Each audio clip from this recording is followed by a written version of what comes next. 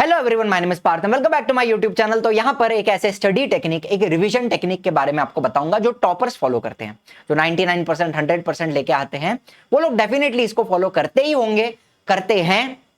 आप भी कर सकते हैं। थोड़ी मेहनत ज्यादा लगेगी, ठीक है, थोड़ा एफर्ट आपको लगेगा, लेकिन एक बार इसकी आदत लगा लोगे ना, आपको ना 10th में कोई रोक पाएगा, ना 11th में, 12th में। अपने आगे के जीवन में जितनी पढ़ाई है वो बहुत ही इफेक्टिवली आप कर पाओगे और जल्दी जल्दी कर पाओगे because of this one technique. तो आइए समझते हैं ये क्या है। वीडियो अच्छा लगेगा तो लाइक करना, शेयर करना, सब्सक्राइब करना चैनल को। शुरू करते हैं विदाउट वेस्टिंग एनी टाइम। चलिए, एक कॉमन प्रॉब्लम के बारे में यहां पे बताना चाहूंगा कि बार बार हम एक ही पन्ने पे अटके रहते हैं। कितने बच्चे हैं जो पढ़ने बैठे हैं लेकिन एक ही पेज, एक ही पैराग्राफ को घूरे जा रहे हैं आधे घंटे से, लेकिन आगे नहीं जा पा रहे हैं। ठीक है, ना आपको वो समझ आ रहा है अच्छे से, ना आपको वो याद हो रहा है, आपका मन कहीं और भटका हुआ है। इसको बोलते हैं पैसिव रीडिंग। ठीक है, बहुत सारे बच्चों की ये प्रॉब्लम रही है, रही होगी, अभी भी होती होगी। पहली प्रॉब्लम, एंड मेरे साथ भी होता था ये। ठीक है, पैसिव रीडिंग बहुत लोगों की प्रॉब्लम है, पहली बात। एंड दूसरा प्रॉब्लम होता है रट्टा मारना।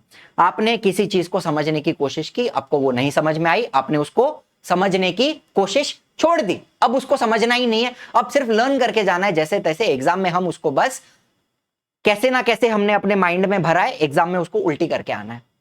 एंड ये रट्टा ऐसा चीज है ना, अगर पहला पॉइंट भूल जाओगे आगे के सारे पॉइंट भी भूल जाओगे, पूरा आंसर आपको फेल कर देगा। ठीक है, ये टेक्निक आपको हमेशा कहीं ना कहीं लटकाएगी। ठीक है, तो दो बातें आपको समझ में आ रही है। एक तो आप सेम चीज को रीड करने में बहुत ज्यादा टाइम लगा रहे हो और वो आपको याद नहीं हो रहा है, और दूसरा रट्टा मार के जाओगे तो एग्जाम में आप डेफिनेटली लटक जाओगे, एग्जाम में आपको याद नहीं आएगा। So what to do. अब देखो, जो भी हम रात में पढ़ते हैं, ध्यान से सुनना। अभी मेरा लेक्चर, फॉर एग्जाम्पल मेरा जो लाइव लेक्चर होता है, लाइव लेक्चर वो रात में होता है, 9 बजे के बाद हो रहा है, 9 से 10, सवा 10 तक।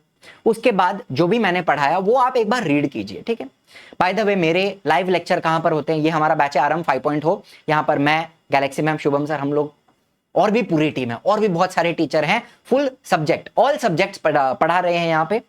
English medium, semi English medium, everything, all subjects are available. आपको कोई भी प्रकार का इंक्वायरी करना है, ये दोनों नंबर पे आप कॉल करके पूछ सकते हैं रिगार्डिंग आरएम 5.0। ठीक है, तो अब मैं क्या बता रहा था कि मैंने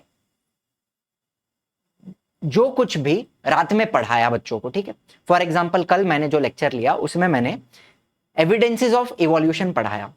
तो हमें करना क्या है, टेक्निक क्या बताती है कि आप एक ब्लैंक पेपर लो, उस पे हेडिंग डालो, फिर आपको जैसे जो याद आ रहा है, ठीक है, सोचो मत ज्यादा, इसका कोई प्रॉपर तरीका नहीं होता है, it is just a technique. अच्छा, ये आपके नोट्स भी नहीं है, ये आपका रफ वर्क है। एक तरीके से एक सेपरेट नोटबुक आपको रखनी पड़ेगी जिसके ऊपर आप सिर्फ आपके दिमाग में जो आ रहा है, जैसे आ रहा है, उसको लिखते जाओ।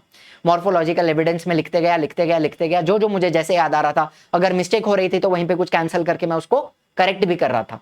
एनाटॉमिकल एविडेंस लिखा, जो जो मुझे याद आया। कल मैंने जो भी आपको टीचर ने पढ़ाया वो आप लिखते जाओ विदाउट थिंकिंग। थिंकिंग मतलब ऑब्वियसली आप सोचोगे, लेकिन एक आपको बात बताता हूं, जब आप किसी चीज को रीड करते हो तो आपका मन भटक सकता है। ठीक है, तो उसको हम पैसिव रीडिंग बोलते हैं। लेकिन जब आप किसी चीज को लिखते हो, when you write it down, you are 100% focused, 100% focused on this one task. आपका मन कहीं और भटक ही नहीं सकता, आप चाहकर भी आपका मन कहीं और नहीं भटक पाएगा। ट्राई करके देखो। आप जब लिखने बैठोगे, पूरा फोकस, पूरा कंसंट्रेशन आपका लिखने पर होगा। जो भी आपके दिमाग में है उसको आपको याद करके निकालना है। इसको बोलते हैं एक्टिव रिकॉल। ठीक है, पूरा फोकस आपका इस एक टास्क पे है, याद करके लिखने में, तो आपका मन कहीं और भटक ही नहीं सकता। ठीक है, एक सिंपल एग्जांपल अगर यहां पे देना चाहूं तो यहां पर तो मैंने चलो मॉर्फोलॉजिकल की बात की, एनाटॉमिकल की बात की। अगर मुझे वेस्टिजियल ऑर्गन्स याद करना है, चलो एक ब्लैक स्क्रीन ले ली, हेडिंग दिया मैंने, ठीक है, इसको थोड़ा फास्ट फॉरवर्ड कर दूंगा। यहां पे मैंने लिखा वेस्टिजियल। अब पहले तो उसकी डेफिनेशन क्या बोलती है कि डीजनरेटेड या अंडर डेवलप्ड यूजलेस ऑर्गन। ठीक है, लिख देते हैं point number 1, D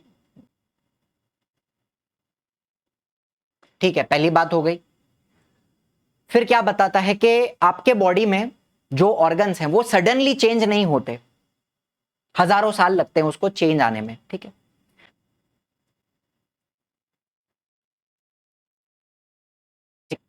organs and tissues suddenly change नहीं होते।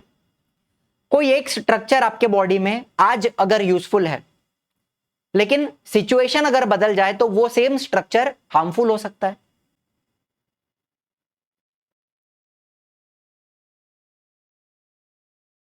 तो अब ये जो स्ट्रक्चर है जो हार्मफुल हो गया है या यूजलेस हो गया है, वो धीरे धीरे क्या हो जाएगा, छोटा छोटा होते जाएगा, डीजनरेट होते जाएगा अकॉर्डिंग टू नेचुरल सिलेक्शन, ठीक है। ठीक है, और क्या याद आ रहा है इसके बारे में? यही स्ट्रक्चर डिजनरेट होगा as per natural selection, and ऐसे ही यूजलेस स्ट्रक्चर को हम वेस्टिजियल ऑर्गन बोलते हैं। एंड ऐसे डिजनरेटेड ऑर्गन्स हमारे बॉडीज में हमें बहुत सारे मिलते हैं जो धीरे धीरे करके गायब हो रहे हैं।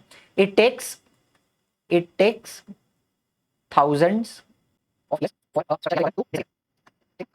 तो we can see various organs और structures in our body in different stages of disappearance, and उन्हीं को हम क्या बोलते हैं, यूजलेस वेस्टिजियल ऑर्गन्स। एग्जांपल्स लिखो, उसके बाद में अपेंडिक्स हो गया, कॉक्सिक्स हो गया, विजडम टूथ हो गया, ये सब कुछ। तो जैसे आपको याद आ रहा है, देखो यहां पे मैंने एग्जैक्ट टेक्स्ट बुक की लैंग्वेज नहीं यूज की है, कोई प्रॉब्लम नहीं है। एग्जाम में आंसर जब आप लिखोगे तब आप उसको लर्न करके जाओगे, ये मैं समझता हूं, but this is for my understanding. हमेशा हम किसी चीज को रटने के ऊपर, लर्न करने के ऊपर हमेशा भरोसा नहीं रख सकते जब तक आपका कंसेप्ट क्लियर नहीं है।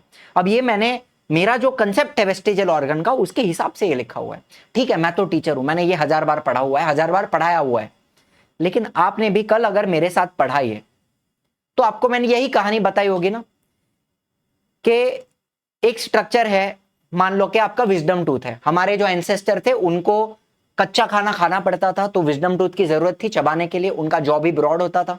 लेकिन जैसे जैसे समय बदलता है, इंसान बना, खाना पका के खाने लगा, सॉफ्ट फूड खाने लगा, तो अब हमारा जो जॉ है वो भी छोटा हो गया है, विजडम टूथ हमारे लिए अभी यूजलेस हो गया है, तो हमें उतना चबाना नहीं पड़ता, तो धीरे धीरे करके वो डिसअपियर हो रहा है। यही कंसेप्ट है ना, उसी को मुझे यहाँ पे अपने तरीके से उतारना है, एंड कोशिश करूंगा टेक्स्ट बुक की जो लैंग्वेज है उसको ज्यादा से ज्यादा यूज करूं।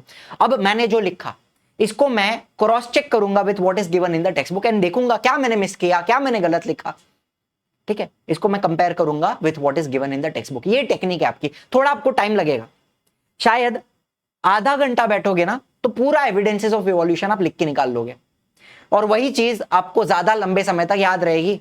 100% आपको बोल रहा हूं, जो चीज आप लिखते हो ना एक्टिव रिकॉल करके, क्या करके, एक्टिव रिकॉल करके, जो चीज हम लिखते हैं याद करके, वो आपको बहुत लंबे समय तक याद रहेगी, मेरी गारंटी है।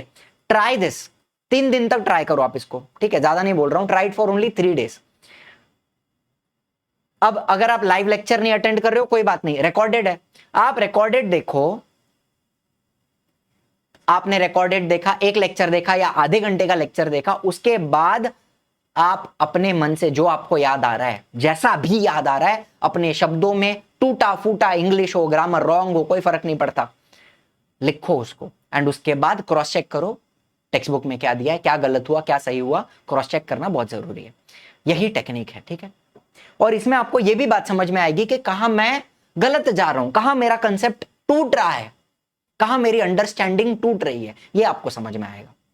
बहुत ही ज्यादा इफेक्टिव टेक्निक है, सच बता रहा हूं। Just try it for 3 days and आपको अपने पढ़ाई में एक बहुत बड़ा चेंज दिखेगा। कभी कभी मन नहीं होता लर्न करने का, लेकिन अगर आप एक बार बस किताब और पेन लेके बैठ जाओ ना, बस लिखते चले जाओ, लिखते चले जाओ, जो याद आ रहा है, जो याद आ रहा है, जैसे याद आ रहा है, आपका कंसेप्ट यहां से बिल्ड होगा। एंड सेम टेक्निक आप हर चीज में लगाओ। लैंग्वेजेस में तो चलो हमें राइटिंग स्किल वगैरह करनी होती है, वहां तो अपने मन से ही हमें लिखना है। साइंस हो गया, मैथ्स में तो चलो आपको सॉल्व करना है, वो अलग बात है। हिस्ट्री ज्योग्राफी में अप्लाई कर सकते हो, एक टॉपिक ले लिया, टॉपिक के ऊपर आपको जो भी याद आता है लिखते जाओ, लिखते जाओ, लिखते जाओ। हम बोलते हैं ना कि 3 घंटा पढ़ना चाहिए, 4 घंटा पढ़ना चाहिए, हमें लगता है कि राइटिंग करेंगे तो टाइम ज्यादा जाएगा, उससे अच्छा मैं रीड कर लूं, लर्न कर लूं, फट से हो जाएगा। लेकिन जितना समय आप राइटिंग को दोगे ना, आपका जीवन बदल जाएगा इससे, ठीक है। लिखने से आपका जीवन कंप्लीटली चेंज हो जाएगा, सच बता रहा हूं। तो कमेंट में मुझे बताते जाना कि आज, मेरी पेन गिर गई, आज कौन सा टॉपिक आप रिवाइज करोगे लाइक दिस, कमेंट में बताना मुझे। अगर यहां तक आपने वीडियो देखा ना तो एक बार ट्राई करना 3 दिन तक, और आज मुझे क्या करोगे प्रैक्टिस वो बताओ कमेंट में, ठीक है। Thank you so much for joining, I will see in the next one. Bye bye, जय हिंद, जय महाराष्ट्र।